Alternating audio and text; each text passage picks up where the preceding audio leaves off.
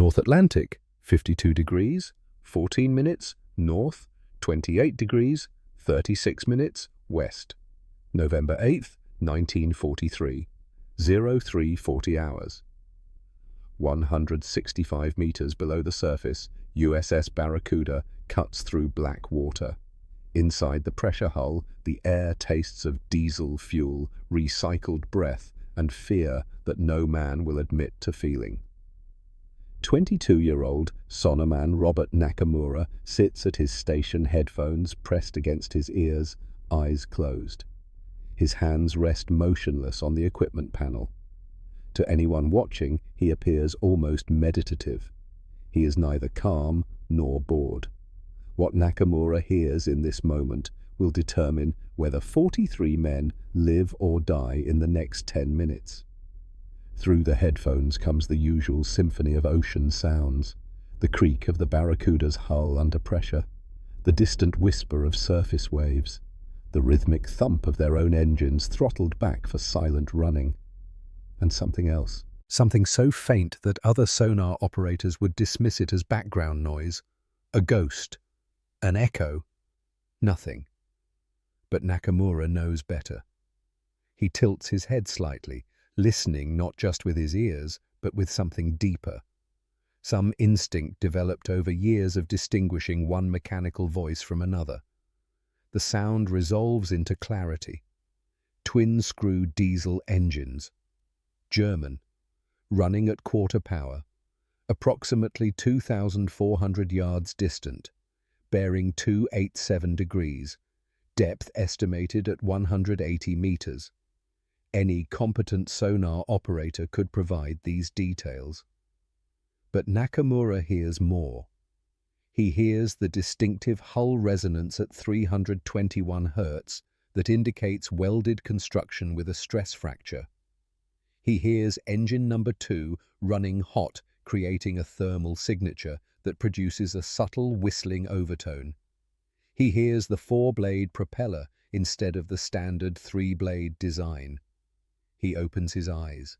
Commander Phillips stands at the navigation table studying charts by dim red light. He's 41 years old, a veteran of the First World War. This war has aged him. Every patrol adds new lines to his face. Nakamura removes one headphone.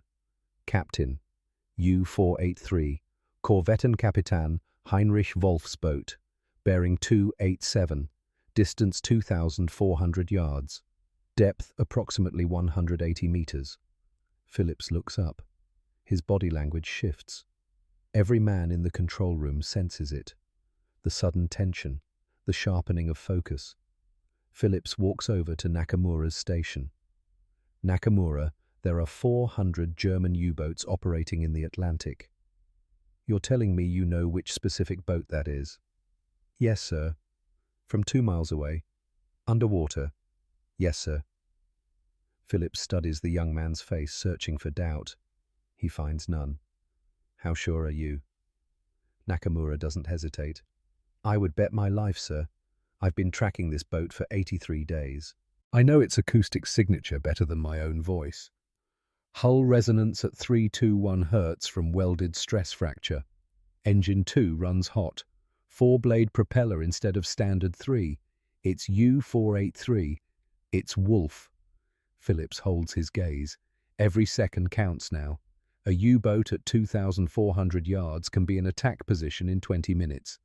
The convoy they're escorting, 43 merchant ships carrying fuel and ammunition to England, steams overhead unaware of the predator circling below. Phillips makes his decision. He keys the intercom. All hands battle stations. Rig for silent running. Target is U-483 the Grey Wolf. 19 Allied ships sunk. 374 dead sailors. Today, we end his war. Men move to their stations with practiced efficiency. No panic, no wasted motion. Phillips returns his attention to Nakamura. If you're wrong about this. He doesn't finish the sentence. They both understand the stakes. Nakamura meets his captain's eyes. I'm not wrong, sir. The Barracuda begins its turn silent as a ghost hunting a hunter who doesn't yet know he's been found. But how does a fisherman's son from Terminal Island, California, come to track one specific submarine across an entire ocean using only sound? To understand that we need to go back. Terminal Island, 1935. When Bobby Nakamura was 14 years old and the world had not yet gone mad, Terminal Island sits in Los Angeles Harbor, home to the largest Japanese fishing community in America. 47 boats, 2,000 people. The Nakamura family lives on their boat 6 months out of every year. Father Kenji, 43 years old, operates a commercial tuna boat. 28 feet of wood and diesel engine and fishing nets, paid for with 20 years of 16-hour days.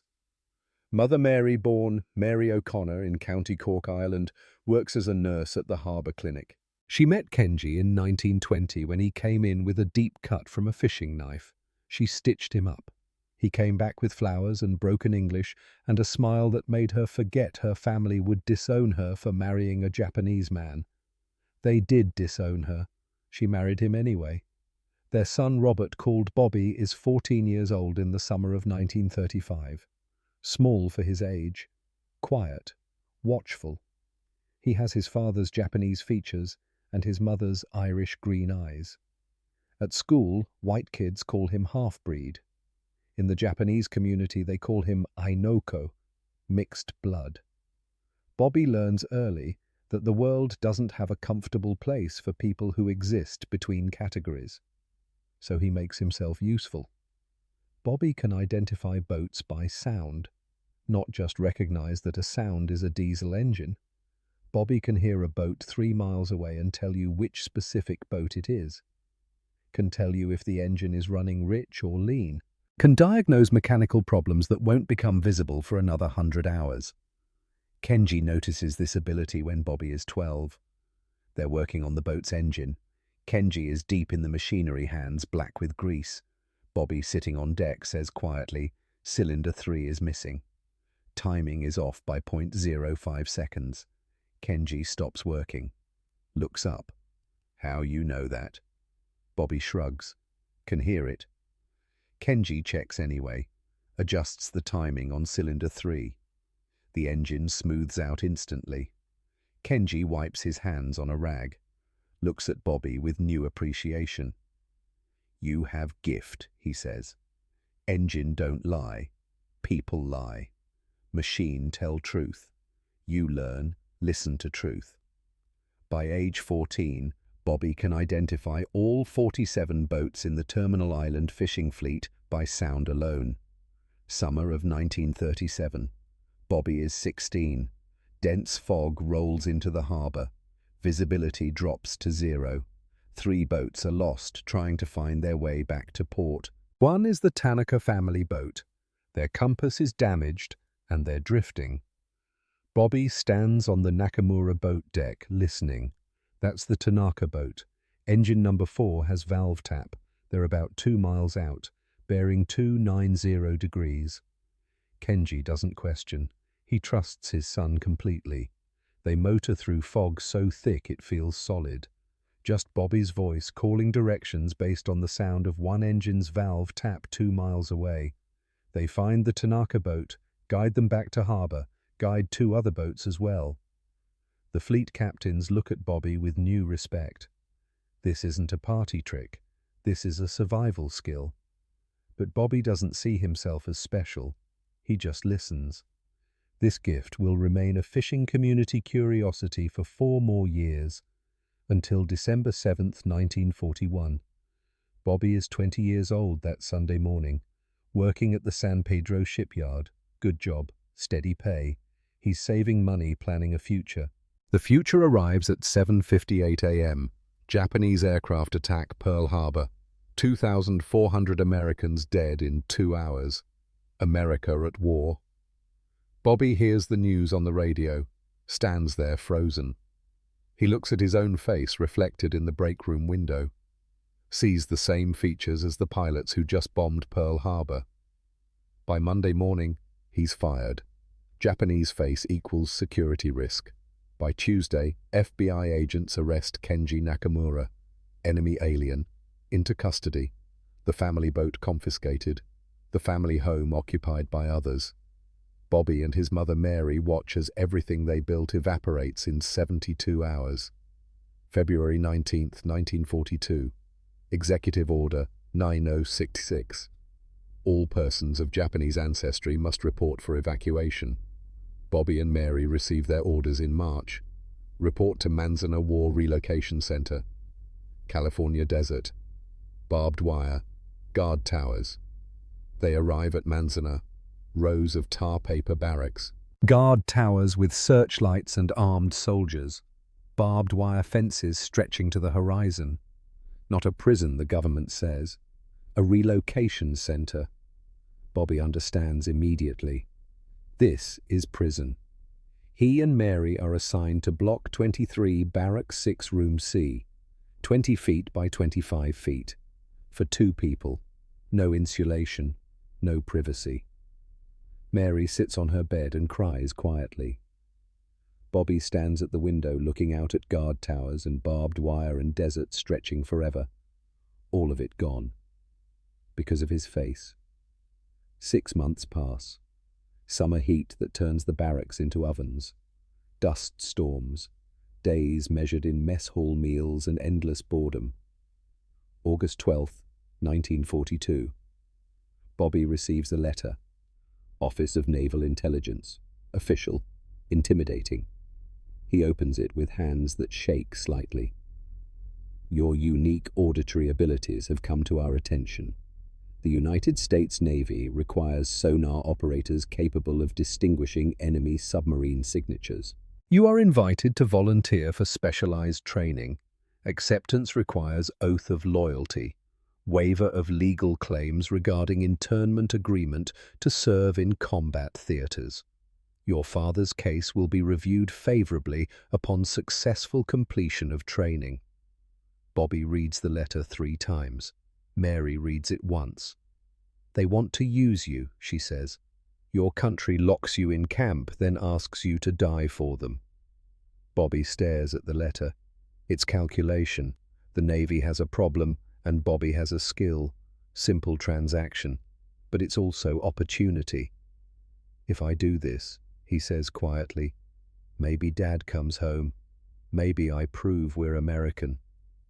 Mary looks at her son, 21 years old, too young for this choice, too old to avoid it.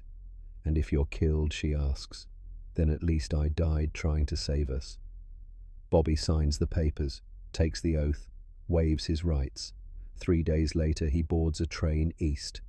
Destination New London Submarine Base, Connecticut. As the train pulls away from Manzanar, Bobby looks back at the barbed wire, the place where his mother will remain.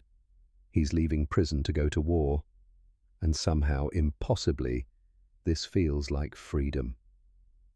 New London Naval Submarine Base, Connecticut. September 15th, 1942. Bobby Nakamura steps off the train into air that smells of salt and diesel. The Atlantic Ocean spreads before him, vast and grey, and nothing like the Pacific he grew up knowing. He carries 1 small duffel bag, 2 changes of clothes, his father's pocket watch, a photograph of his mother. Bobby walks through the gates and feels every eye track toward him. Japanese face, enemy face. Chief Petty Officer McAllister meets him at the administration building, 48 years old, face weathered by 30 years of Navy service. Nakamura, you're the sonar specialist from California. Yes, Chief, I'm going to be straight with you, son. You're going to work twice as hard to earn half the trust here. Fair, no. But that's war. Bobby meets his eyes steadily. Don't want special treatment, Chief. Just want to serve. McAllister studies him, searching for resentment. He finds none. Then prove it every single day. Dismissed. Bobby finds his assigned bunk. Number 37. Bottom bunk, far corner. 3 sailors sit on nearby bunks playing cards. They stop when Bobby appears. The silence spreads. Conversations die. Men turn to look. Bobby unpacks his duffel with quiet efficiency. makes his bunk with hospital corners tight enough to bounce a quarter. Someone finally speaks. "Hey, Tojo, what are you doing here?" Jimmy O'Brien, 23 years old, Boston accent. His brother died at Pearl Harbor. Bobby continues making his bunk. Doesn't respond. "I'm talking to you. My brother died at Pearl. You got some nerve showing your Jap face in an American barracks." Bobby turns to face O'Brien, keeps his voice level. "My name is Robert Nakamura. I'm American, born in California, and I'm here to do a job." O'Brien laughs. "American. Right. Tell that to your buddies who bombed Pearl." Bobby holds his gaze. "I had nothing to do with Pearl Harbor. My family had nothing to do with it. We're American citizens, same as you. Frank Rodriguez from Texas joins in. Citizens? That's funny. Last I heard, your people were locked up in camps." Bobby's jaw tightens fractionally. Yes, that's exactly what they did. The honesty creates a moment of uncomfortable silence. Danny Sullivan from Philadelphia breaks it. "How we know you ain't signaling Tokyo?" Bobby takes a slow breath. "Because if I wanted to help Japan, I'd stay in California. Instead, I volunteered to hunt submarines. Makes sense to you?" O'Brien spits on the floor near Bobby's bunk. "I'll be watching you, Tojo. You make one mistake and I'll make sure you regret it." Bobby doesn't respond, just returns to organizing his footlocker with careful precision. The message is clear. This won't be easy. And he'll have to prove himself every single day. He's known worse. Manzanar was worse. At least here, he has a purpose. Training begins the next morning at 0500 hours. Submarine school is intense, designed to weed out anyone who can't handle the pressure. Bobby throws himself into the work with single-minded focus and sonar training. The reason Bobby is here. The instructor is Lieutenant Miller, 35 years old, former merchant sailor, knows sound the way some men know scripture. Miller explains the basics to the class of 23 trainees. Sonar stands for Sound Navigation and Ranging. Active sonar sends out a ping. You listen for the echo. Simple. He pauses. Except it's not simple. Every surface reflects sound differently. Temperature layers bend sound waves. Marine life creates noise. Your own ship creates noise. You're trying to find one specific sound in an ocean full of sound. He looks around the room. Most of you will learn to operate sonar adequately. Some of you, very few, will develop an instinct for it. His eyes settle on Bobby. Let's find out which category you fall into. The first test is standard. Listen to recordings of 15 different ships. Identify type. Most trainees get 8 or 9 correct. Bobby gets all 15 correct. Miller raises an eyebrow. Cues up a harder test. This time, 20 contacts. Mix of allied and enemy vessels. Some barely audible above background noise. Average score 11 correct. Bobby 19 correct. More than that, he provides additional information unprompted. Contact number 4 has port-side propeller damage. Contact number 9 running on 3 cylinders instead of 4. Contact number 17 is a German Type 7 U-boat older model pre-war construction. Miller stops the test, looks at Bobby intently. Nakamura, the test doesn't ask for that level of detail. But it's there, sir. I hear it. Miller inserts a different recording, barely audible, background noise almost overwhelming. Most operators would report nothing. Bobby listens for 90 seconds, eyes closed. Submarine, diesel engines, twin screw, range approximately 4,000 yards. German, Type 7C, engine number 1 has slight valve flutter, creates harmonic at 291 Hz. Miller stops the recording, looks at Bobby like he's seeing him for the first time. That was a guess. No, sir. That's what I heard. Miller pulls out a file folder, scans a document, This recording was made in the North Atlantic, March of this year. The submarine was U-552. Post-action intelligence confirmed engine problems. Range at time of recording 4,200 yards. He closes the folder. You didn't guess. You heard it. Yes, sir. Miller leans back. How long have you been able to do this? Since I was a child, sir. My father was a fisherman. I grew up around engines. Every engine is different. Unique, like fingerprints. Miller nods slowly. You're not just operating sonar, you're listening, really listening. Miller makes a decision. Nakamura, I'm assigning you special project. I want you to listen to recordings of every submarine we have intelligence on. Create profiles. Document the acoustic signature of each boat. Anything that makes one boat distinguishable from another. Bobby feels something unfamiliar. Purpose. Yes, sir. When do I start now? For the next 6 weeks, Bobby spends every free hour in the sonar lab, listening to hundreds of hours of recordings. He fills notebook after notebook with observations. U-47 port propeller has casting flaw, creates whistle at 263 Hz. U-267 harmonic distortion at 247 Hz from port propeller damage. Starboard engine misfire every 1.3 seconds. Pre-war riveted construction. U-483 hull resonance at 321 Hz from welded stress fracture. Engine 2 runs hot. 4-blade propeller. U-552 valve flutter in engine 1. Harmonic at 291 Hz. By the end of 6 weeks, he's created a database that no one else in the Navy possesses. 127 pages of acoustic intelligence. Lieutenant Miller reads the report with growing amazement.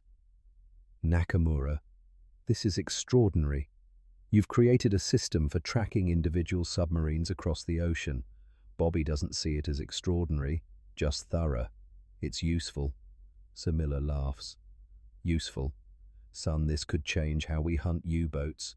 If operators can identify specific submarines, we can track movement patterns, predict tactics, know which captain we're facing. I'm recommending you for immediate assignment to a combat vessel. You're too valuable to waste on training duty. Something shifts in Bobby's chest.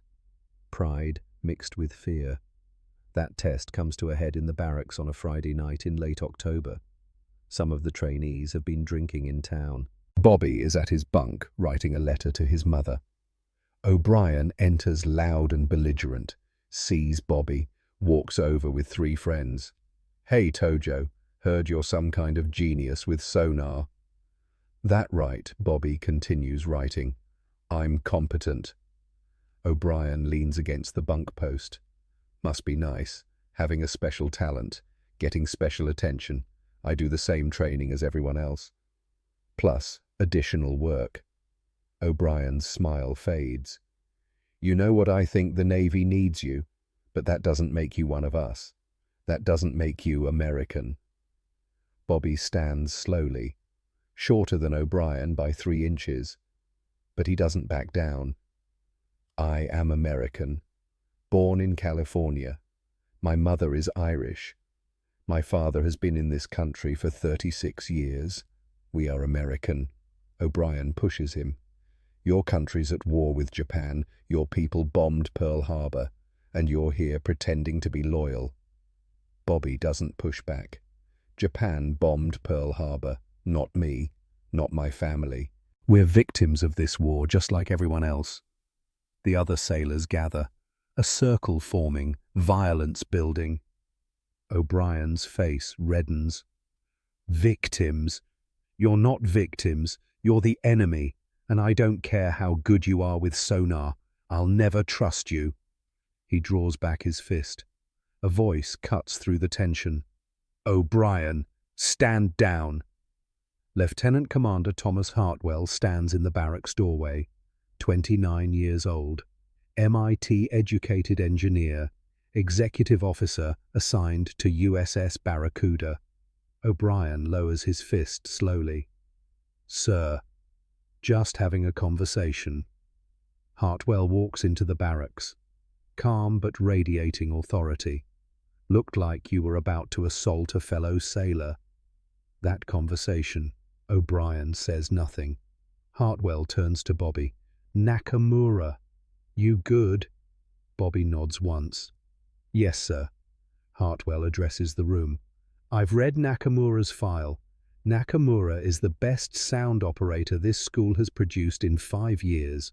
Possibly the best the Navy has, period. He lets that sink in, that sink. Some of you have problems with his face, his ancestry.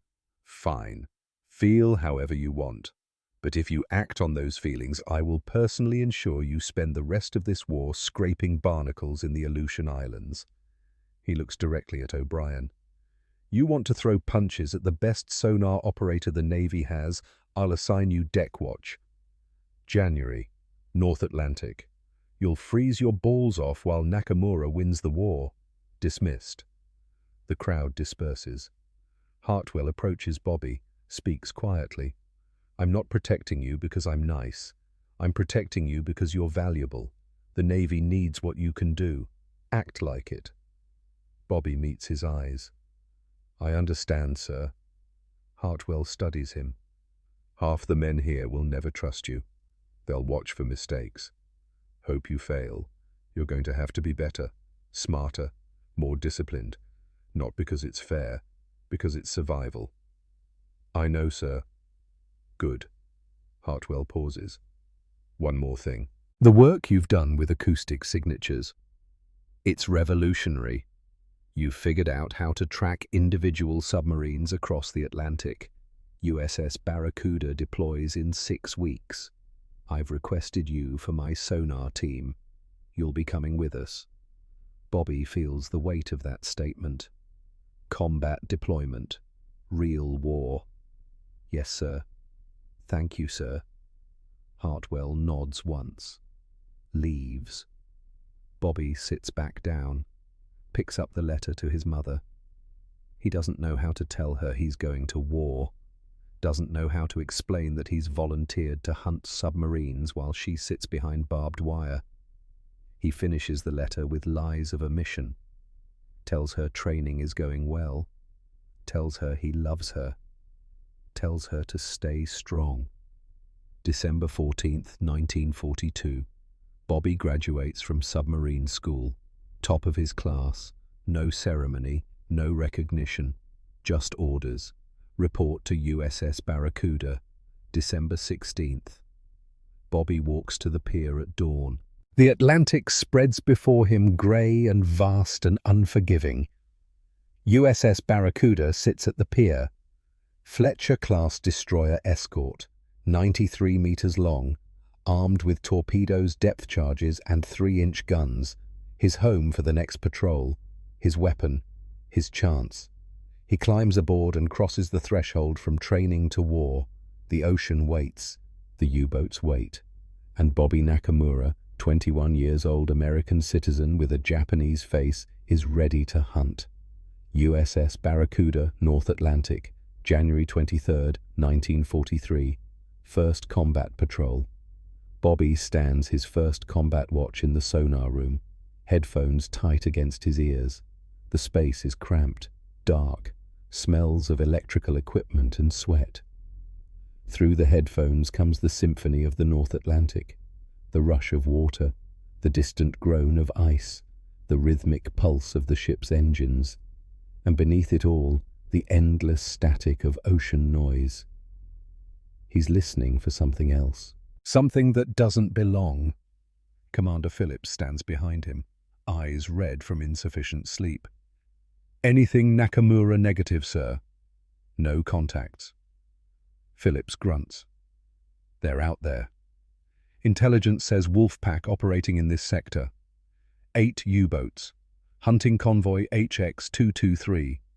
The convoy steams 2 miles ahead. 67 merchant ships. Fuel, ammunition, food. Without these convoys, Britain starves. Bobby has a different idea. One Phillips approved with obvious skepticism. Passive sonar only. No pinging, just listening. Using Bobby's ability to distinguish individual submarines by their acoustic signatures. Track them without revealing Barracuda's position. It's untested. If it fails, ships die. Stay sharp, Nakamura. Yes, sir. Bobby closes his eyes. This is what he does. What he's always done. The world speaks in sounds. Machines have voices. For 2 hours, nothing. Then faint. Very faint. There. Bobby adjusts the gain. Shifts the directional hydrophone. Diesel engines. Twin screw. Running at quarter power. Distance maybe 3,000 yards. Bearing 312 degrees. He tilts his head. Listening for the details. Port propeller has harmonic distortion at 247 Hz. Starboard engine missing every 1.3 seconds. Older boat. Riveted construction. Bobby keys the intercom. Bridge sonar. Contact. Bearing 312. Range approximately 3,000 yards. It's U-267. Kapitan Leutnant Friedrich Steiner. Phillips's voice crackles back. How confident are you? 95% confident, sir. The acoustic signature matches my database. Phillips makes his decision. General quarters. All hands to battle stations. Target is U-267. We're going hunting. The Barracuda comes alive. Men running to stations. Watertight doors sealing. The choreography of a warship preparing for combat. Bobby keeps tracking. The U-boat is moving slowly, stalking the convoy. But the U-boat doesn't know it's being tracked. Doesn't know someone can hear it from 3,000 yards away. For 90 minutes, Barracuda shadows the U-boat. Silent. Patient. Bobby provides constant updates. Bearing. Range. Depth estimates. Course changes predicted by listening to engine RPM. Phillips positions Barracuda perfectly, between the U-boat and the convoy. 0619 hours. The U-boat begins to surface. Bobby hears the compressed air blowing ballast tanks. Captain Target is surfacing. Range. 600 yards, sir. Stand by torpedoes. Bobby hears the U-boat's conning tower break the surface.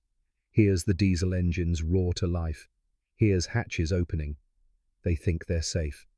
Fire tubes 1 and 2. 2 torpedoes leap from Barracuda's tubes. Electric motors driving them through water at 46 knots. Bobby hears them track. Hears them close the distance. Hears the exact moment they impact U-267's pressure hull. The explosion is deafening. A sound like the world tearing in half. Through his headphones, Bobby hears the shriek of metal ripping, the rush of water flooding compartments, the pressure hull collapsing. He removes his headphones, hands shaking. Target destroyed, sir. Phillips climbs down from the bridge. You did it. You tracked them without pinging, found them before they found us. Bobby doesn't feel victorious, just hollow. Yes, sir. Phillips whistles softly. Nakamura, do you understand what this means? You can track individual submarines across the Atlantic. We're not hunting submarines anymore. We're hunting specific boats, specific captains. Bobby nods slowly. Yes, sir. Phillips claps him on the shoulder. Good work. Get some rest. Bobby climbs to the deck. Needs air. The sun is rising. Grey light spreading across grey water. Debris floats on the surface. Wreckage from U-267. Wood, metal, oil slick spreading like blood. And bodies. Men in German uniforms.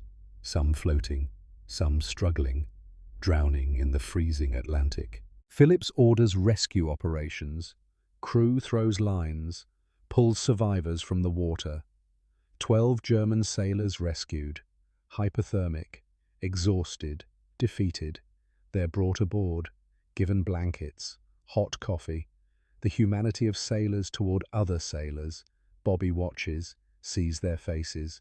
Young, scared, grateful to be alive. 27 German sailors drowned in that boat. 27 men who woke up this morning not knowing it was their last day. USS Barracuda's first patrol lasts 47 days. They escort 3 convoys, engage U-boats 4 times. Final tally: 3 U-boats destroyed, 1 damaged, estimated 96 German sailors killed, 23 rescued. Bobby's acoustic tracking technique is validated beyond any doubt.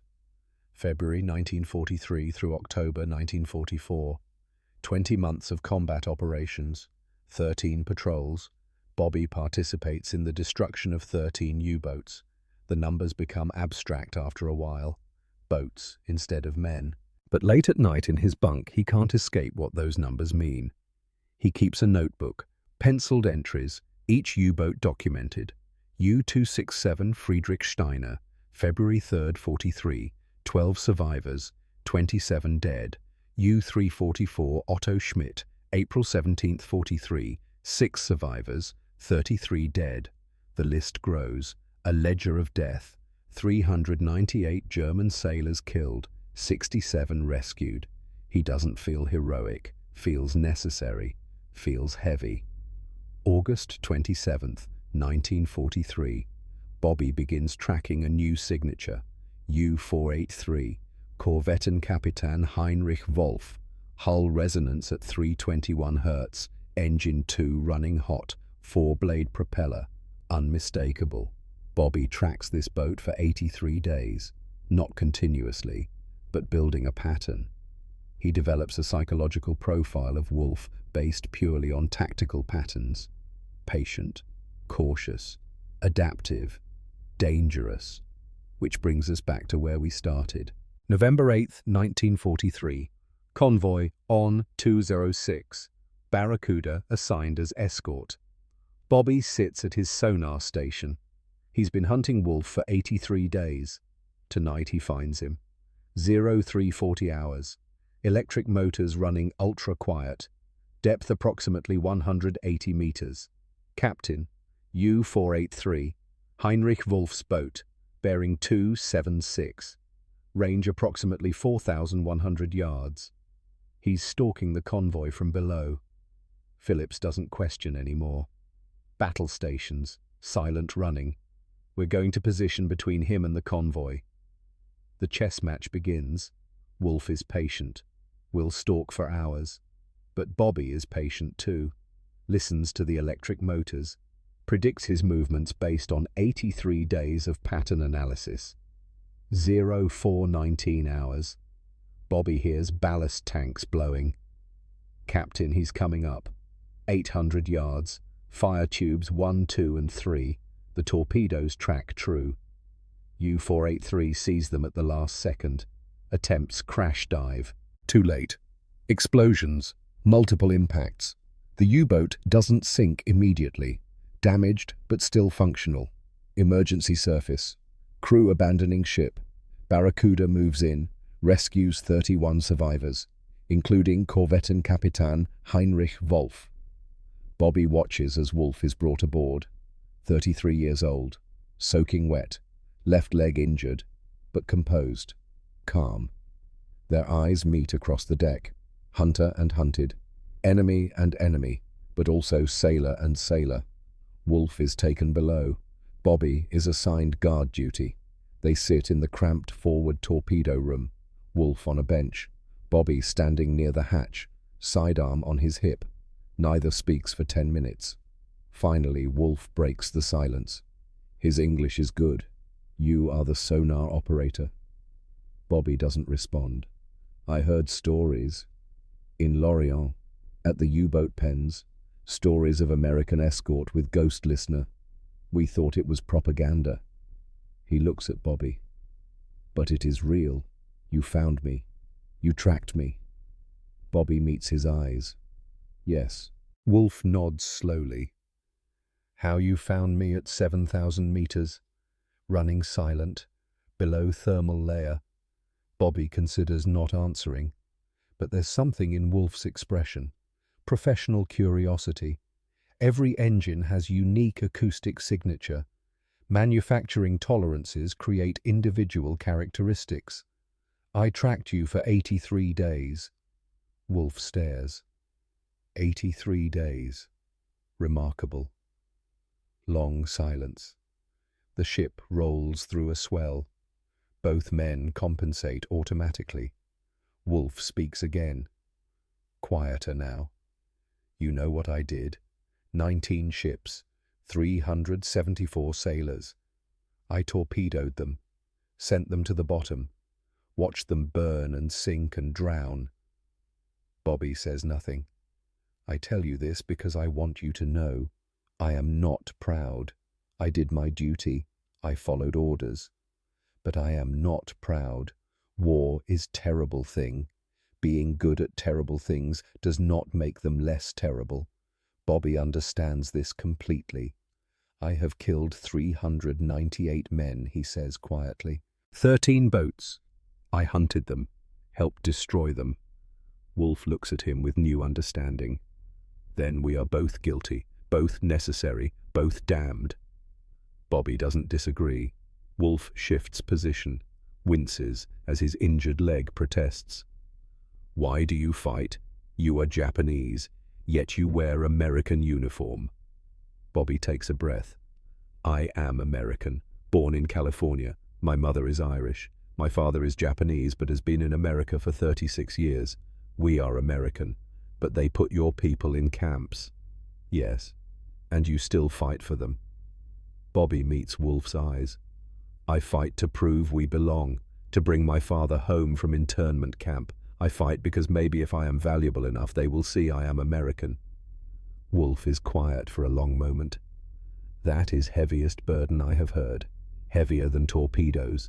You fight not for country that accepts you, but for country you hope will accept you. That is war's cruelest trick.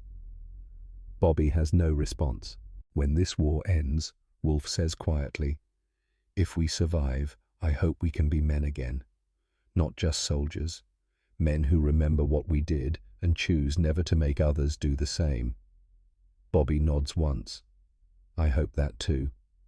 Wolf is transferred to POW camp in Canada the next day.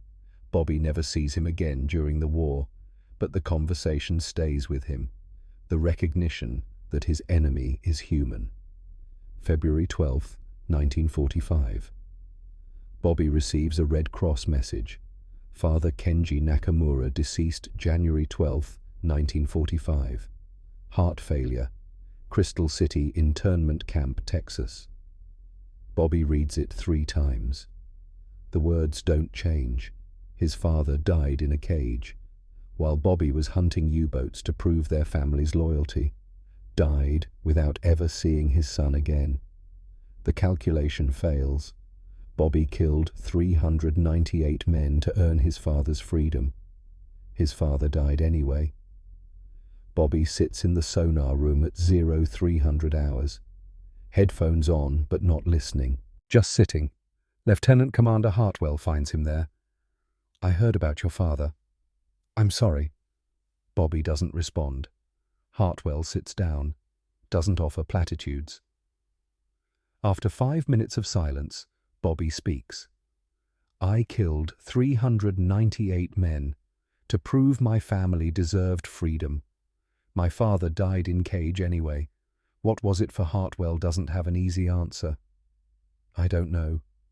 War makes us do things that don't have answers, makes us sacrifice for causes that betray us. Bobby looks at him. Then why do we fight? Because the alternative is worse. Because someone has to.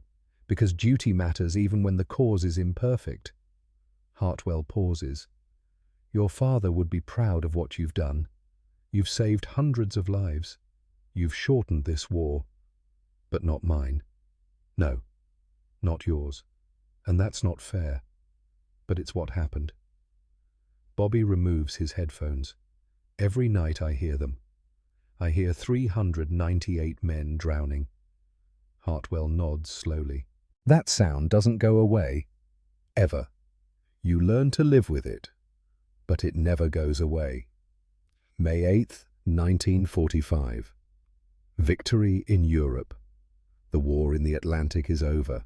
Bobby's final tally. 23 months combat operations. 14 U-boats destroyed. 420 estimated enemy killed. 67 rescued. Navy Cross awarded. But the ceremony is private. Closed press. Admiral Chester Nimitz personally pins the medal on Bobby's chest. You served with distinction. Your country is grateful. Bobby accepts the medal, feels nothing. After the ceremony, Nimitz pulls him aside. What you did was extraordinary.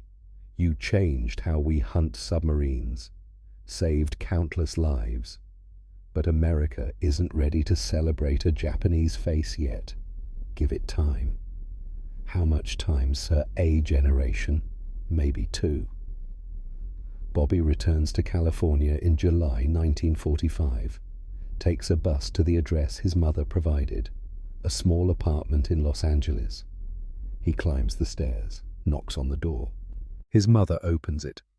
Mary Nakamura has aged 15 years in 4, hair grey, face lined. She sees her son, and something breaks. She pulls him inside, holds him, cries. Bobby holds her and feels the weight of everything. His father gone, their home gone, their fishing boat gone, everything they built erased. But they survived. That has to mean something. For 28 years, Bobby doesn't talk about the war. Works at the port of Los Angeles as harbor engineer. Quiet job, predictable, no submarines. Marries Margaret O'Connor in 1947, Irish-American nurse, 2 daughters, Sarah in 1950, Emily in 1953, normal life, suburban house, backyard barbecues. But nights are hard. Bobby can't sleep without white noise, fans, radio static, anything to cover the phantom sounds. Margaret finds him in the garage at 0300 hours, headphones on, listening to nothing. Bobby, what are you doing? Making sure they're not there. Who? The 420. She doesn't understand, but she holds him anyway. The letter arrives in October 1973, from West Germany. Dear Mr. Nakamura, you may not remember me. I am Heinrich Wolf, former Korvettenkapitän, U-483. We met November 8, 1943. I have thought about our conversation many times. I teach naval engineering now at Technical University of Hamburg. I write to say I understand what you did and why you did it. We were both trying to survive machine bigger than ourselves. If you wish, I would like to meet. Not as enemies, as 2 men who survived. Heinrich Wolf. Bobby reads the letter 3 times. Margaret watches him.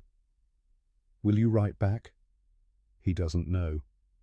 For 28 years he's tried to forget, but Heinrich Wolf remembers, wants to meet. Bobby writes 1 sentence. I would like to meet. Hamburg, West Germany, June 1975. Bobby is 54 years old. Heinrich Wolf is 65. Walks with cane. Left leg never healed properly. Hair white, face weathered. They meet at a cafe near Hamburg Harbour. Sit across from each other. 2 old warriors. Former enemies. Silence for 45 seconds. Respectful. Thank you for coming, Wolf says. Thank you for writing. Wolf looks at his coffee. I wanted to say I am sorry. For war. For what we all had to do. I am sorry too. More silence. Do you still hear them? The boats. Bobby is surprised by the question. Yes. Every night. How did you know? Because I still hear torpedoes, coming through water. I wake up thinking I am drowning. They talk for 6 hours, not about tactics, about the weight of orders, about drowning sounds, about guilt of survival. My wife asks, why am I sad? Wolf says, how do I explain I am alive because 38 crew members drowned? Bobby understands completely. My daughters ask about war. I tell them nothing. How do I explain I killed 420 men to prove I deserve to exist? Wolf nods slowly. Necessary but not proud. That is what war is. Before they part, Wolf gives Bobby a gift. Small wooden model of U-483, handmade. I built this, to remember them, my crew. 39 men, 38 died when you sank us. Take it, not as trophy, as reminder. They were real, they had names. They died because we were at war, because war is machine that eats good men. Bobby accepts the model, offers his Navy Cross in return. I received this for hunting you, for killing your friends. I do not want it any more. Wolf refuses gently. No, you earned this, not by killing us, by surviving weight of what you had to do. Keep it. Remember what it cost. They compromise. Each keeps their own burden. They stay in contact. Letters every few months. Wolf dies in 1991. Cancer, age 81. He leaves Bobby a letter. My friend, by the time you read this, I will be gone. Meeting you was one of the most important moments of my life. You helped me understand that war's enemies are not each other, but war itself. Thank you for seeing me as human. We were both prisoners of history. You freed me by recognizing our shared humanity. Your friend, Heinrich, 1995. 50th anniversary of VE Day. Naval Historical Center invites Bobby to speak. Bobby is 74 years old, white hair, still straight-backed. He stands before audience of veterans, historians, students, tells them about acoustic signatures, about tracking U-boats, but mostly he tells them about Heinrich Wolf. I hunted German U-boats. I was good at it. 14 boats, 420 men. For 30 years I thought I won, but I did not win. I survived. There is difference. Surviving is when you defeat enemy and carry their ghosts. I met one of those ghosts. Heinrich Wolf, commander of U-483, man I captured. He taught me something important. We were not enemies because we hated each other. We were enemies because politics, geography, and history decided we should kill each other. The German sailors I hunted were sons, brothers, fathers, like American sailors. War does not care about humanity. War makes humanity the weapon. I do not tell this story to glorify what I did. I tell this story to warn about what war makes us do. If my story has value, it is this. I proved I could hear submarines better than anyone, but I learned to hear humanity after war ended. That is harder skill, more important skill. Listen to machines if you must, but listen to humans first. The audience rises, standing ovation. Press photograph appears in Time magazine. Caption reads, "The Warrior Who Found Peace." Robert Nakamura passes away, March 14, 2001. Age 80. Cardiac arrest. Peaceful. Funeral is standing room only. Family. Navy veterans. Japanese-American internment survivors. German submarine veterans. Bobby's daughter Sarah gives the eulogy. My father rarely spoke about the war. When I was young, I didn't understand why. I thought maybe he had nothing to say. I was wrong.